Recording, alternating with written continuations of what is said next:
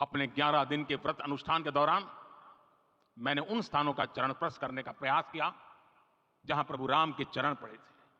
चाहे वो नासिक का पंचवटी धाम हो, केरला का पवित्र त्रिपायर मंदिर हो, आंध्र प्रदेश में लेपाक्षी हो, श्रीरंगम में रंगनाथ स्वामी मंदिर हो, रामेश्वरम में श्री रामनाथ स्वामी मंदिर हो, या फिर धनुषकोडी। मेरा सौभाग्य है कि इसी पुनीत पवित्र भाव के साथ मुझे सागर से सरयू तक की यात्रा का अवसर मिला। सागर से सरयू तक हर जगह राम नाम का वही उत्सव भाव छाया हुआ है। प्रभु राम तो भारत की आत्मा के कण कण से जुड़े हुए हैं। राम भारतवासियों के अंतर मन में विराजे हुए हैं। हम भारत में कहीं भी किसी की अंतरात्मा को छुएंगे तो इस एकत्व की अनुभूति होगी, और यही भाव सब जगह मिलेगा। इससे उत्कृष्ट, इससे अधिक देश को समायोजित करने वाला सूत्र और क्या हो सकता है। मेरे प्यारे देशवासियों, मुझे देश के कोने कोने में अलग अलग भाषाओं में रामायण सुनने का अवसर मिला है, लेकिन विशेषकर पिछले 11 दिनों में रामायण अलग अलग भाषा में अलग राज्यों से मुझे विशेष रूप से सुनने का मौका मिला। राम को परिभाषित करते हुए ऋषियों ने कहा है, रमन्ते यस्मिन् इति रामः, अर्थात जिसमें रम जाए वही राम है। राम लोक की स्मृतियों में, पर्व से लेकर परंपराओं में सर्वत्र समाये हुए हैं। हर युग में लोगों ने राम को जिया है। हर युग में लोगों ने अपने अपने शब्दों में अपनी अपनी तरह से राम को अभिव्यक्त किया है, और ये राम रस जीवन प्रवाह की तरह निरंतर बहता रहता है। प्राचीन काल से भारत के हर कोने के लोग राम रस का आचमन करते रहे हैं। राम कथा असीम है और रामायण भी अनंत है। राम के आदर्श, राम के मूल्य, राम की शिक्षाएं सब जगह एक समान है। प्रिय देशवासियों, आज इस ऐतिहासिक समय में देश उन व्यक्तित्वों को भी याद कर रहा है जिनके कार्य और समर्पण की वजह से आज हम ये शुभ दिन देख रहे हैं। राम के इस काम में कितने ही लोगों ने त्याग और तपस्या की पराकाष्ठा करके दिखाई है। उन अनगिनत राम भक्तों के, उन अनगिनत कार सेवकों के और उन अनगिनत संत महात्माओं के हम सब ऋणी हैं।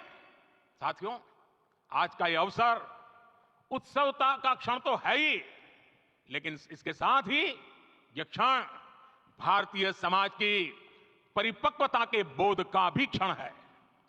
हमारे लिए यह अवसर सिर्फ विजय का नहीं, विनय का भी है। दुनिया का इतिहास साक्षी है कि कई राष्ट्र अपने ही इतिहास में उलझ जाते हैं। ऐसे देशों ने जब भी अपने इतिहास की उलझी हुई गांठों को खोलने का प्रयास किया, उन्हें सफलता पाने में बहुत कठिनाई आई, बल्कि कई बार तो पहले से ज्यादा मुश्किल परिस्थितियां बन गई। लेकिन हमारे देश ने इतिहास की इस गांठ को जिस गंभीरता और भावुकता के साथ खोला है, वो ये बताती है कि हमारा भविष्य हमारे अतीत से बहुत सुंदर होने जा रहा है। वो भी एक समय था जब कुछ लोग कहते थे कि राम मंदिर बना तो आग लग जाएगी। ऐसे लोग भारत के सामाजिक भाव की पवित्रता को नहीं जान पाए। रामलला के इस मंदिर का निर्माण भारतीय समाज के शांति, धैर्य, आपसी सद्भाव और समन्वय का भी प्रतीक है। हम देख रहे हैं ये निर्माण किसी आग को नहीं बल्कि ऊर्जा को जन्म दे रहा है।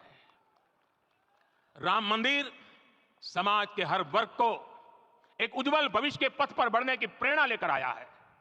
मैं आज उन लोगों से आह्वान करूंगा, आइए आप महसूस कीजिए, अपनी सोच पर पुनर्विचार कीजिए। राम आग नहीं है, राम ऊर्जा है। राम विवाद नहीं, राम समाधान है। राम सिर्फ हमारे नहीं है, राम तो सबके हैं। राम वर्तमान नहीं, सिर्फ वर्तमान ही नहीं, राम अनंत काल है। साथियों, आज जिस तरह राम मंदिर प्राण प्रतिष्ठा के इस आयोजन से पूरा विश्व जुड़ा हुआ है, उसमें राम की सर्वव्यापकता के दर्शन हो रहे हैं। जैसा उत्सव भारत में है, वैसा ही अनेक देशों में है। आज अयोध्या का यह उत्सव रामायण की उन वैश्विक परंपराओं का भी उत्सव बना है। रामलला की यह प्रतिष्ठा वसुधैव कुटुंबकम के विचार की भी प्रतिष्ठा है। साथियों, आज अयोध्या में केवल श्री राम के विग्रह रूप की प्राण प्रतिष्ठा नहीं हुई है, ये श्री राम के रूप में साक्षात भारतीय संस्कृति के प्रति अटूट विश्वास की भी प्राण प्रतिष्ठा है। ये साक्षात मानवीय मूल्यों और सर्वोच्च आदर्शों की भी प्राण प्रतिष्ठा है। इन मूल्यों की, इन आदर्शों की आवश्यकता आज संपूर्ण विश्व को है। सर्वे भवन्तु सुखिनः, ये संकल्प हम सदियों से दोहराते आए हैं। आज उसी संकल्प को राम मंदिर के रूप में साक्षात आकार मिला है। ये मंदिर मात्र एक देव मंदिर नहीं है, ये भारत की दृष्टि का, भारत के दर्शन का, भारत के दिग्दर्शन का मंदिर है। ये राम के रूप में राष्ट्र चेतना का मंदिर है। राम भारत की आस्था है, राम भारत का आधार है, राम भारत का विचार है, राम भारत का विधान है, राम भारत की चेतना है, राम भारत का चिंतन है, राम भारत की प्रतिष्ठा है, राम भारत का प्रताप है, राम प्रवाह है, राम प्रभाव है, राम नेति भी है, राम नीति भी है, राम नित्यता भी है, राम निरंतरता भी है, राम विभु है, विशद है, राम व्यापक है, विश्व है, विश्वात्मा है। और इसलिए जब राम की प्रतिष्ठा होती है तो उसका प्रभाव वर्षों या शताब्दियों तक ही नहीं होता, उसका प्रभाव हजारों वर्षों के लिए होता है। महर्षि वाल्मीकि ने कहा है, राज्यम 10 सहस्त्राणि प्राप्य वर्षाणि राघव, अर्थात राम 10,000 वर्षों के लिए राज्य पर प्रतिष्ठित हुए, यानी हजारों वर्षों के लिए राम राज्य स्थापित हुआ। जब त्रेता में राम आए थे तब हजारों वर्षों के लिए राम राज्य की स्थापना हुई थी। हजारों वर्षों तक राम विश्व पथ प्रदर्शन करते रहे थे। और इसलिए मेरे प्यारे देशवासियों, आज अयोध्या भूमि हम सभी से, प्रत्येक राम भक्त से, प्रत्येक भारतीय से कुछ सवाल कर रही है। श्री राम का भव्य मंदिर तो बन गया, अब आगे क्या? सदियों का इंतजार तो खत्म हो गया, अब आगे क्या? आज के इस अवसर पर जो दैवीय आत्माएं हमें आशीर्वाद देने के लिए उपस्थित हुई हैं, हमें देख रही हैं, उन्हें क्या हम ऐसे ही विदा करेंगे? नहीं, कदापि नहीं। आज मैं पूरे पवित्र मन से महसूस कर रहा हूं कि काल चक्र बदल रहा है। यह सुखद संयोग है कि हमारी पीढ़ी को एक कालजयी पथ के शिल्पकार के रूप में चुना गया है। 1000 वर्ष बाद की पीढ़ी राष्ट्र निर्माण के हमारे आज के कार्यों को याद करेगी। इसलिए मैं कहता हूं, यही समय है, सही समय है। हमें आज से, इस पवित्र समय से अगले 1000 साल के भारत की नींव रखनी है। मंदिर निर्माण से आगे बढ़कर अब हमें सभी देशवासी यहीं इस पल से समर्थ, सक्षम, भव्य, दिव्य भारत के निर्माण की सौगंध लेते हैं। राम के विचार मानस के साथ ही जनमानस में भी हो, यही राष्ट्र निर्माण की सीढ़ी है। साथियों, आज के युग की मांग है कि हमें अपने अंतःकरण को विस्तार देना होगा। हमारी चेतना का विस्तार देव से देश तक, राम से राष्ट्र तक होना चाहिए। हनुमान जी की भक्ति, हनुमान जी की सेवा, हनुमान जी का समर्पण, ये ऐसे गुण हैं जिन्हें हमें बाहर नहीं खोजना पड़ता।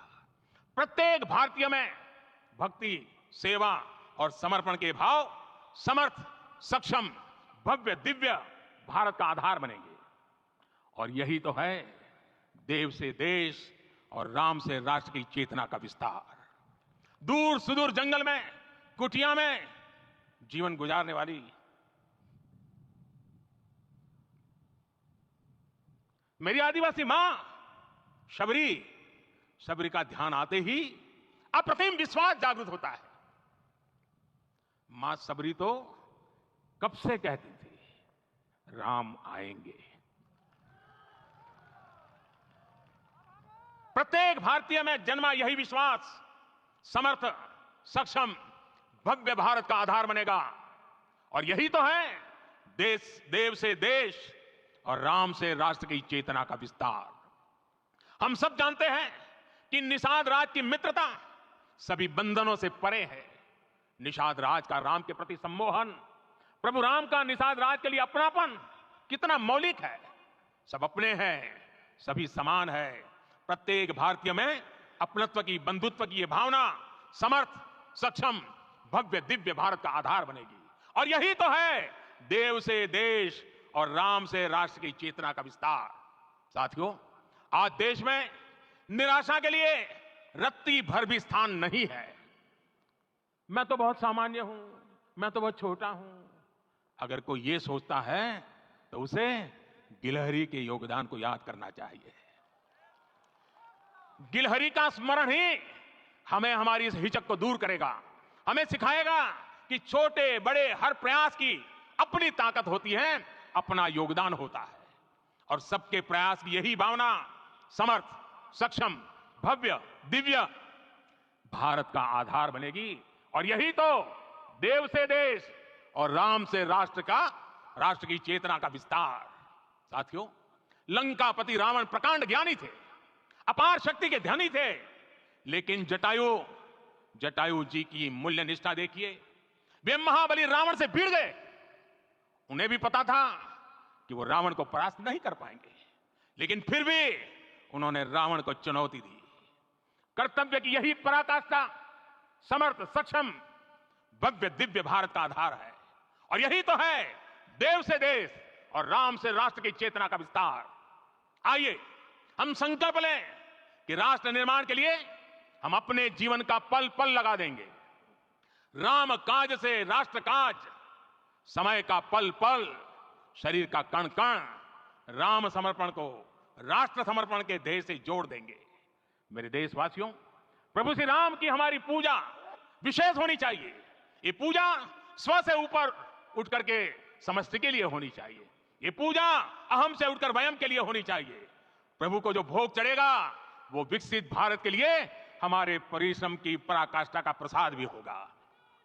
हमें नित्य पराक्रम, पुरुषार्थ, समर्पण का प्रसाद प्रभु राम को चढ़ाना होगा।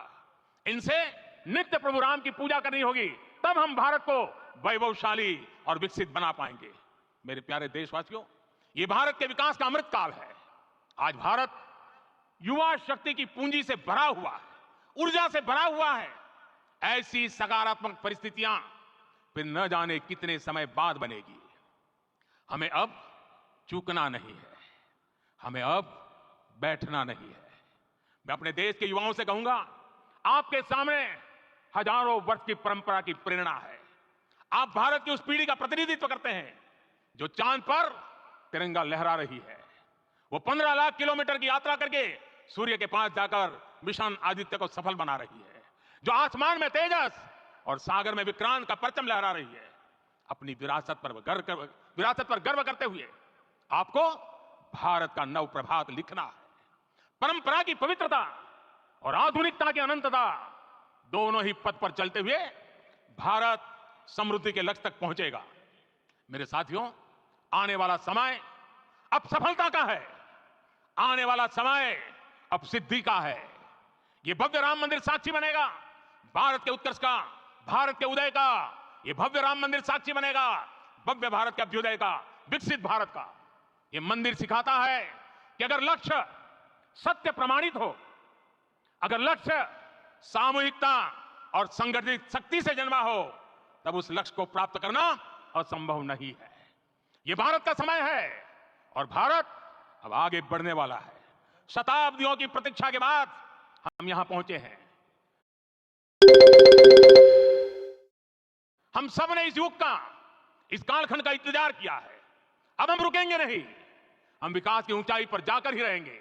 इसी भाव के साथ रामलला के चरणों में प्रणाम करते हुए आप सभी को बहुत बहुत शुभकामनाएं। सभी संतों के चरणों में मेरे प्रणाम। सियावर रामचंद्र की, सियावर रामचंद्र की, सियावर रामचंद्र की।